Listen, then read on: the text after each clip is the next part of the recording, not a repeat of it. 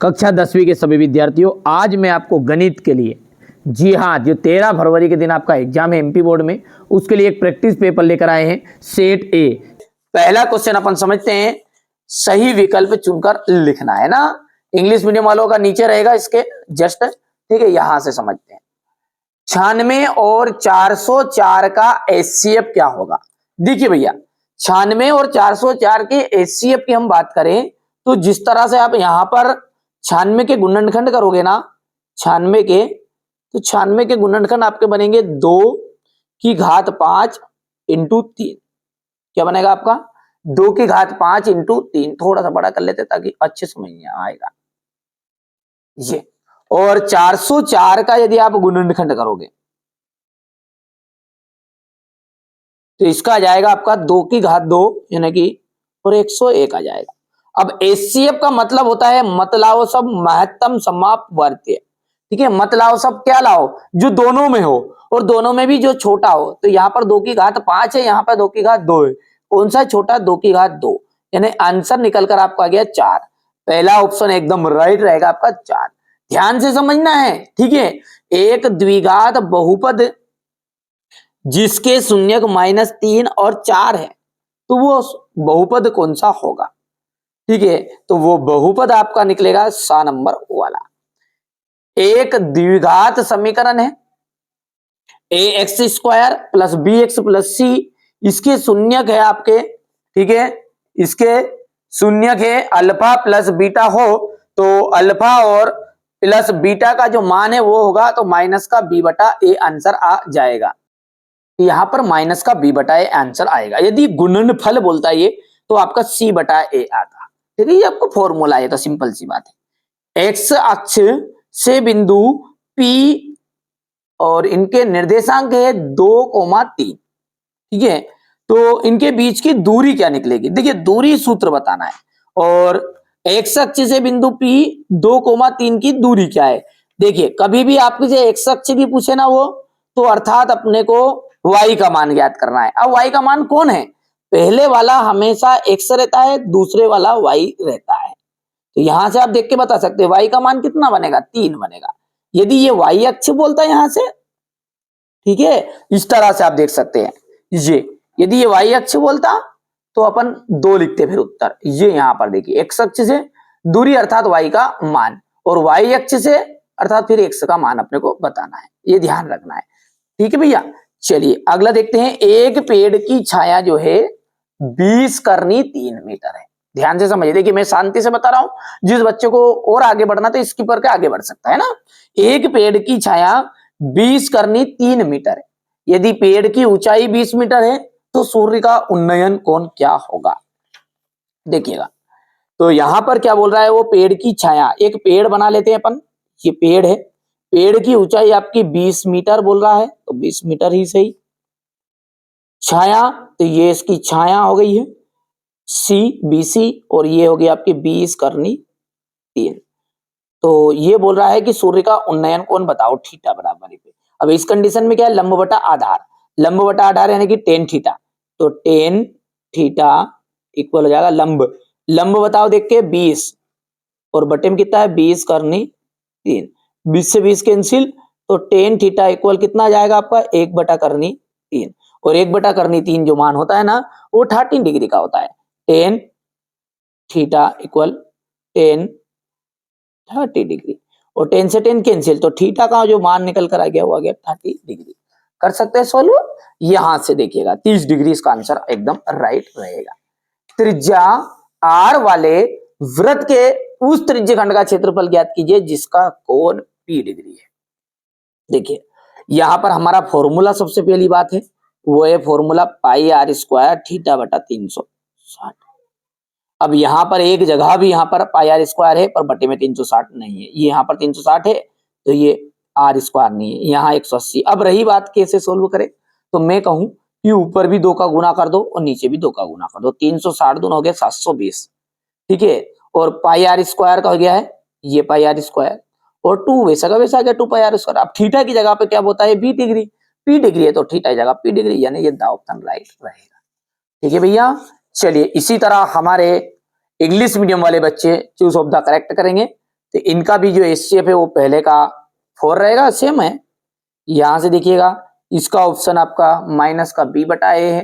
बढ़िया से कंप्लीट करो, ठीक है। इसके बिंदु यहाँ पर distance of the point P, तो एक्स अक्ष इज बताना है आपको, तो यहाँ पर एक्स अक्ष है ना, अर्थात वाई का मान अपने को बताना है, तो यहाँ पर 3 राइट रहेगा।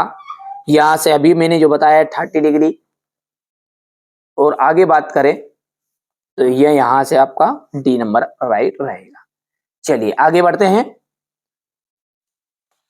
और अगला देखते हैं ना। एक ऐसा समीकरण, अब है रिक्त स्थान, ठीक है। एक ऐसा समीकरण आपको बताना है जिसका आलेख एक सरल रेखा हो। एक ऐसा समीकरण जिसका आलेख एक सरल रेखा हो, उसे अपन कहते हैं रेखिक समीकरण। क्या कहते हैं? रेखिक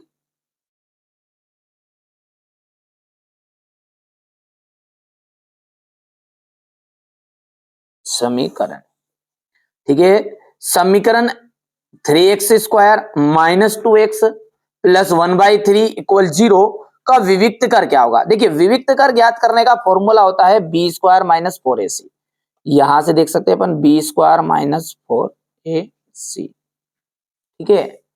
तो b² नहीं, यहाँ पर b का जो मान है वो है माइनस का 2 माइनस 4 इंटू ए का मान जो है वो है 3 इंटू सी का मान जो है वो है 1/3।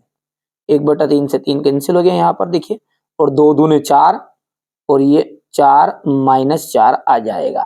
आंसर जो निकल कर आ जाएगा वो आ जाएगा 0। तो विविक्त कर कितना निकला? यहाँ पर 0 निकला। समांतर श्रेणी है 3/2 है, 1/2 है, माइनस का 1/2 है, माइनस का 3/2 है। इसमें सार्वंतर ज्ञात करना है, तो सार्वंतर ज्ञात करने का बेस्ट फॉर्मूला है, पता है आपको, ठीक है। यहां पर अपन सार्वंतर ज्ञात करते हैं। यहाँ पर D इक्वल होता है A2 माइनस A1। अब A2 कौन है? 1/2 है, माइनस 3/2 है। जैसे आप इसको आगे सोल्व करोगे तो ये तो 2 आ जाएगा और 1 माइनस 3 आ जाएगा। तो आंसर कितना आया? माइनस का 2/2 और आंसर आ गया माइनस का 1। तो यहां पर सार्वंतर कितना निकला है? माइनस का 1 निकलेगा। हो गया। सर्वांग सम जो त्रिभुज होते हैं, वो सर्वांग सम त्रिभुज जो होते हैं वो होते हैं समरूप। कैसे होते हैं भैया? समरूप। किसी बिंदु की y अक्ष से दूरी, देखिए y अक्ष से अर्थात x निर्देशांक, और x निर्देशांक को हम कहते हैं भुज। क्या कहते हैं? y अक्ष से दूरी जो होती है भुज कहलाती है। भुज बोल दो, या फिर अपन बोल सकते हैं x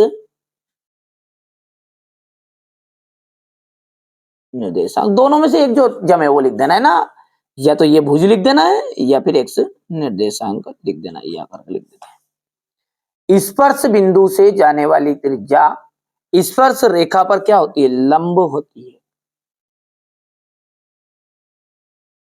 हो गया।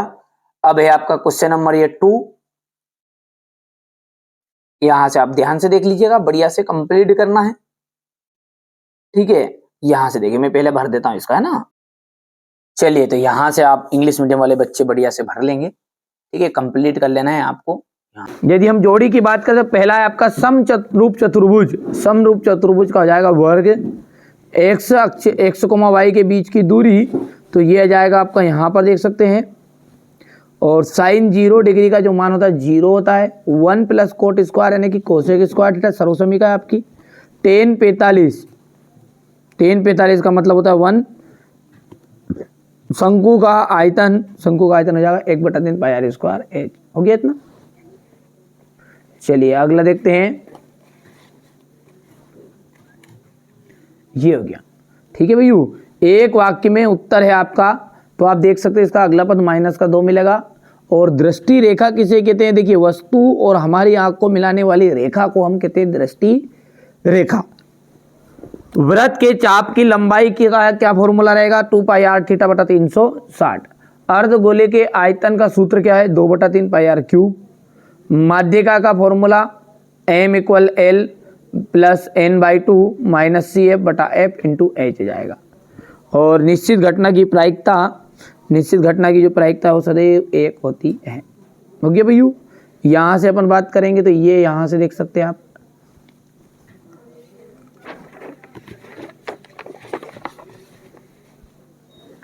अब है सत्य असत्य। प्रत्येक पूर्णांक प्राकृत संख्या होती है, देखो प्रत्येक पूर्णांक प्राकृत किन्हें कहते हैं अपन गिनती को 1 2 3। अब माइनस का 2 माइनस का 3 ये प्राकृत में नहीं आए, ठीक है, 0 भी नहीं आए, तो ये बोला कि पूरी पूर्णांक प्राकृत है, क्या गलत बात होगी भैया। यदि हम इसके मूल बराबर की बात करें तो मूल बराबर का मतलब होता है बी स्क्वायर माइनस 4ac का मान 0 आ जाएगा, तो मूल बराबर होंगे। मान रख दो यहाँ पर, देखो b का मान है माइनस का 4 की घात 2 गई, 4 इंटू ए का मान कितना है 1, c का मान 4 है, 4 चौको 16, 16 में 16 गया 0, ठीक है। यहाँ से असत्य हो जाएगा, ये समकोण त्रिभुज का क्षेत्रफल हो जाएगा 1/2 आधार इंटू शीर्ष लंब, ये सत्य हो जाएगा। वृत्त को 2 बिंदुओं पर प्रतिच्छेद करने वाली रेखा छेदक रेखा कहलाती है, सत्य है। और किसी निश्चित घटना की प्रायिकता 1 से अधिक हो सकती है, ये यहाँ पर आप देख सकते हैं, ठीक है। ये क्वेश्चन नंबर आपका 5 है, ये हो गया। फिर अब ये क्वेश्चन नंबर जो 6, इससे मैं पूरा सॉल्यूशन आपको, प्रश्न को ध्यान से देख लो, पूरा सॉल्यूशन मैंने आपको है ना सॉल्यूशन प्रोवाइड करा दिया है क्वेश्चन नंबर 6 से लगा के, ठीक है। आप तो घबराना नहीं है, बढ़िया से कंप्लीट करना है ना भैया। ये यहाँ से क्वेश्चन नंबर 7 है आपका, देखो अच्छे से कंप्लीट करो। मैंने मेहनत करके आपके लिए सॉल्यूशन बता दिया, आप भी अच्छी मेहनत कर लेना है ना भैया। क्वेश्चन नंबर ये 7, ये 8 है, ठीक है भैया। ये यहाँ से पूरा सॉल्यूशन आपको मिल जाएगा सेपरेट, प्ले लिस्ट में जाकर आप चेकआउट जरूर कर लीजिएगा, है ना, जिससे समझ में आ जाएगा आपको सारी चीज़ें। हो गया क्वेश्चन नंबर 9। यहाँ से ये क्वेश्चन नंबर 10, जल्दी जल्दी स्क्रीनशॉट लेते जाओ।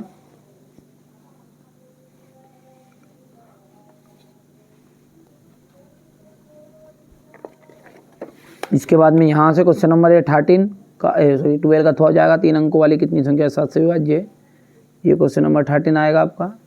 आधारभूत समानुपातिकता प्रमेय क्वेश्चन नंबर 14 है, ये आपका 15, ये क्वेश्चन नंबर 15 का अथवा है, ये 10p कोटार। क्वेश्चन नंबर 16 में देख लीजिए, सारा सॉल्यूशन मैंने डाल दिया एक एक क्वेश्चन होगा और समझाया अच्छे से, ठीक है। इसके अलावा देखिए, इनसे मतलब नहीं है सेट जो दे रहे हैं, इनके अलावा यदि आपको चैप्टर 1 में जो बच्चा ऐसे इच्छा है कि नहीं मेरे को 100 के 100 नंबर चाहिए, यानी कि 75 के 75 नंबर चाहिए, तो उनके लिए पहले से चैप्टर 1 चैप्टर 2 3 4 सब डाल दिया है। चैनल की प्ले लिस्ट में जाना और चेक कर लेना, समझ में आ जाएगा आपको, ठीक है। यहाँ पर हो गया क्वेश्चन नंबर 16, यहाँ से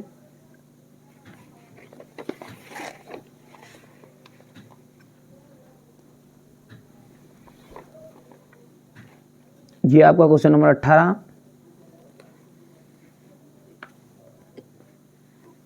ये 19 हमारे इंग्लिश मीडियम वाले बच्चों के लिए है ना। यहाँ से क्वेश्चन नंबर 20,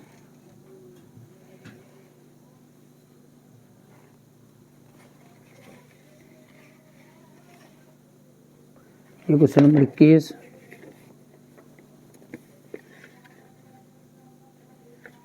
ये क्वेश्चन नंबर 22,